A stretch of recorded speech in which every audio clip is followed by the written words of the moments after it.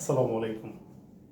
দেখেন, আজকে আমরা খুবই ইম্পর্টেন্ট একটা টপিক নিয়ে কথা বলব।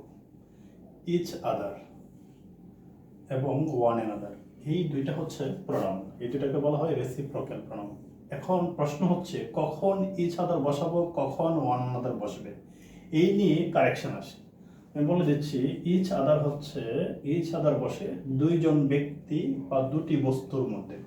দুইজন ব্যক্তি বা বস্তুর মধ্যে যখন পারস্পরিক সম্পর্ক বোঝায় তখন আমরা ইচ আদার বসাই। আর ওয়ান অ্যানাদার বসে দুইয়ের অধিক ব্যক্তি, দুইয়ের অধিক হবে অথবা দুইয়ের অধিক বস্তুর মধ্যে সম্পর্ক নির্দেশ। যেমন সামিয়া অ্যান্ড আদিবা, দুইজন ব্যক্তি, লাইক ইচ আদার, দুইজন ব্যক্তি বসছে বিদায় একে অপরকে পছন্দ করে, তাই এখানে ইচ আদার বসবে। এইখানে ভুলেও ওয়ান অ্যানাদার বসবে না।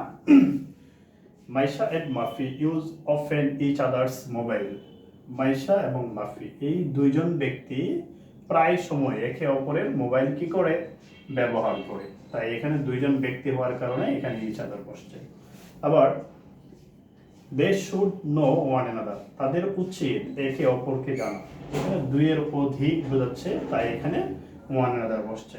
ঠিক আছে, তাহলে দুইজন হলে ইচ আদার আর দুইয়ের অধিক হলেই ওয়ান অ্যানাদার বসবে।